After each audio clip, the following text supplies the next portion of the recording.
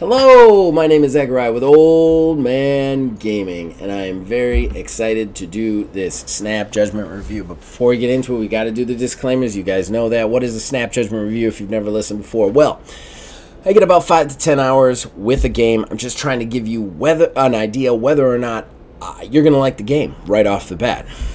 That, coupled with the fact that I think video games are one of the most subjective forms of art, I don't give scores here.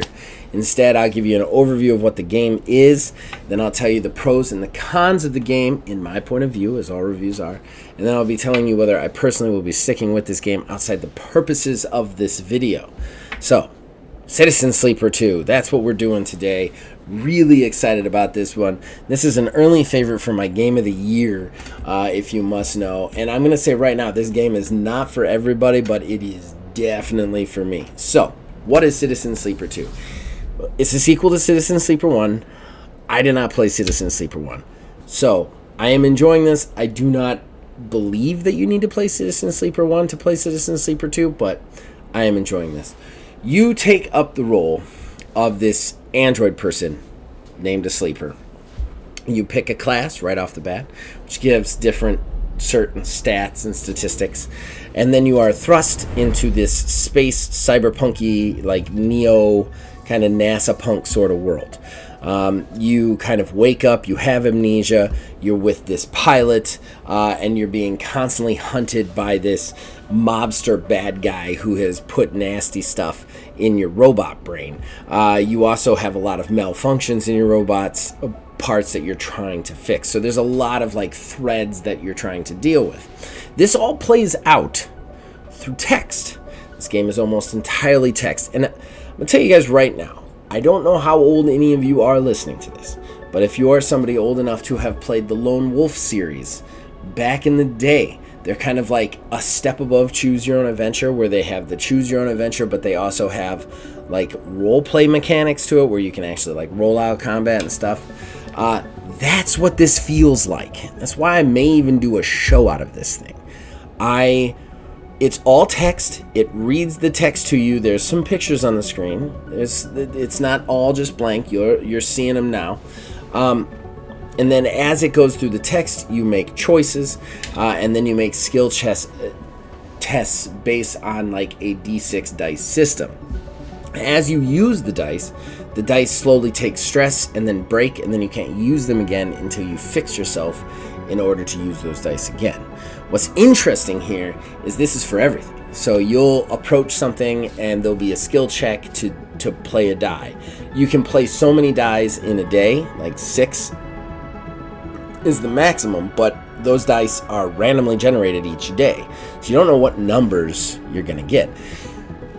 What your skills are increase or lower those numbers depending on what you're going into. So if you're trying to do a task that would require an engineer skill and you don't have engineer, your die number, like I said, 1 through 6, might be a 4, so it'll drop to a 2. If you have the engineer skill, it might jump up to a 6 depending on what your skill level is. It takes a little bit of understanding at first with the system. I'm going to say we'll get to the cons, but the tutorials are not the best. But once you start to get a hang of it, this is super rewarding. This game feels like tabletop role-playing games realized in a physical state and brought to you. You get to make all the choices, you get to make all sorts of crazy decisions, and one of the things I like about this that is very akin to games like Baldur's Gate 3 is that it seems to have kind of planned for almost every eventuality. Death, like failing something, isn't really the end. It just means you have consequences that change your storyline and how you react to that storyline, which is just really cool and interesting on a whole. So, this review is going to be kind of quick because the story I can only get into so much of. You've seen it here, but like I said, you end up on this ship. You're kind of running around different space stations, finding crew to help you on your missions where they give you extra dice to use extra dice. And those extra missions become weird races against time to get the thing you're looking for, potentially get an extra reward, all before whatever the thing you're on disintegrates, blows up, or tries to kill you, which is very, very interesting to me. The other thing is you're being hunted the entire time, and I actually thought I was going to hate this mechanic because I hate being rushed in areas. But what's cool about this is you can come back to the area. You just have to move along every so often. If you wait somewhere too long, the bad guy catches up to you, and I haven't figured out what that specifically means other than when he caught up to me in the tutorial section, which he was supposed to. But every time you move, you take three cycles off the counter that's slowly ticking up until he finds you. So what this does effectively is makes you jump around the board to gain more story hooks and progress them at different levels, which is just so cool. It means that you're never like just mainlining something. You're always taking in new sites and trying to figure out how to deal with those new sites and trying to figure out how to deal with those new experiences. And that is just what gaming's all about to me. Yes, is this text-based with some pretty pictures next to it? Sure. But it is just so much fun if you don't mind putting in work. So, let's get into the pros and cons of this one. Pros, right off the bat, dice system. We're going to get into some cons about the dice system, but I really like the dice system. Once you understand it, it's simple and easy to understand. You've got the skill, number go up. Don't have the skill, number go down. High number is good, low number is bad. Then you have to weigh whether you end a cycle, which is basically like ending a day, or spend all your dice. Ending a cycle means that you don't spend all your dice, so maybe you're kind of wasting some of that time, and you have to like eat and replenish your energy with money and supplies and goods. So you have to really decide, like, should I play that 2 or 3 because I'm up against a clock, which you are often up against a clock, or do I sleep, try and get the better dice so that I can deal with the clock, which has gone down, but maybe get it all done in one day. It is very cool. It is a very cool risk and reward situation. I've been on a few contracts, and one of the best things about them is when you fail them, they create these epic storylines that kind of like go up and down all over the place. Because I've played 3 contracts. One of them I nailed, aced it, knocked it out of the park. One of them I absolutely failed, totally wasn't prepared, just got destroyed. And then the other one I actually had kind of like a weird neutral outcome. And each one gave me some interesting story thread or hook. Plus, the one that I succeeded, I just had this just complete feeling of accomplishment. Whereas when I failed it, I was like, how am I going to deal with what I've done? And that is really cool when you can have a game that does that. Which brings me to the next 2 pros. And I'm going to say them both at the same time, and that is writing and roleplay. Very rarely do I give a pro for writing, just the core writing of a game, because most games are very heavily reliant on choice. So actual writing, other than the dialogue and events, don't matter as much. The story is kind of created by the player, at least in my opinion. With this, it is all created by them and you, and somehow they do it beautifully. The actual written words on the screen are great. They never get boring. It is very well crafted and put together, and from what I understand, this game is made by a 1-person team, which is even more impressive to me. And then the roleplay. What do I mean by roleplay? I mean that I can make choices in this game that reflect what I want my character to be, and that will change the outcome of the game. I did a review recently on Eternal Strands. One of my biggest problems with Eternal Strands is it makes you feel like you're free, while at the same time, you're not free. You're very much on rails. There's an open world, but you have one thing you've got to do, and until you do it, you don't progress. With this, you really can fly over here, do this thing, then fly over here and do this thing, or maybe I'll do that thing. There's an open world. How you progress through it is how you do it, and it is very, very much like that tabletop RPG experience, but just the game master is the game, kind of saying, all right, if you do that, these are the choices, but these are the consequences. That's something I find really cool about this game. Now we got to get to the cons. We got to get to the cons, guys. There are still cons. As much as I love this game, there are definitely cons. First and foremost, I want to say I don't think What I'm about to say is necessarily a con, but it's something I have to point out because certain players are not going to like this, and that is there is a lot of reading with no voice acting. It's a one-person team after all.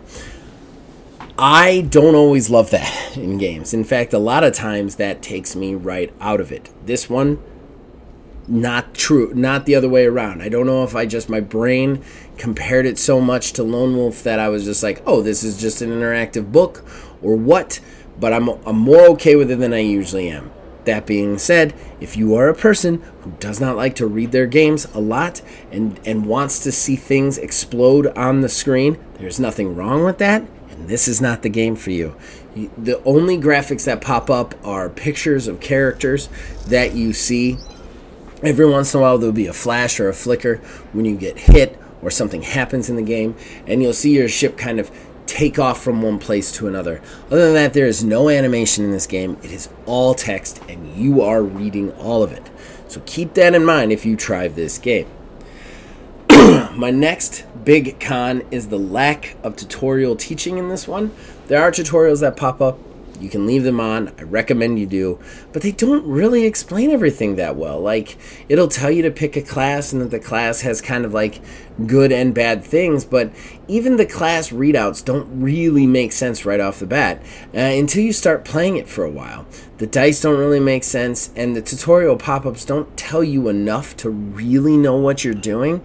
I wish there was a little bit more explanation of the dice system, the character creation system, and I don't like games that over-tutorialize, but this one needs a little bit more because that dice system is intricate, and you have to play it real close. And if you don't play it real close, you will suffer some consequences. So I feel like it is really necessary for the player to understand it, and it's not always easy to understand. My next con, probably my final con, is save timing. Okay, so like I said, game's got a lot of reading, right? A lot of reading. This also comes with lots of really big, long scenes of reading. You can't just save it during those scenes. You have to wait till the game auto-saves itself. It does tell you how long it's been since it's auto-saved, which is nice to know. But at the same time, you'll be like halfway through some long text. You'll have to go somewhere or do something. You can't save it because you're stuck in this text. It'll say something like, 700 seconds since your last autosave, and you're like, I'm doing this whole scene again if I don't find a place where this saves. It doesn't really either clearly tell you when it's saving, which is kind of a bummer. I'd like to see that. And I personally, I would like the option to just save it at any time. Like, let me save it mid-dialogue so that I can just come back to it mid-dialogue. You can't do that. And I don't understand why. Like I said, this game is pretty for the pictures. It has some graphics, but overall, it's just text.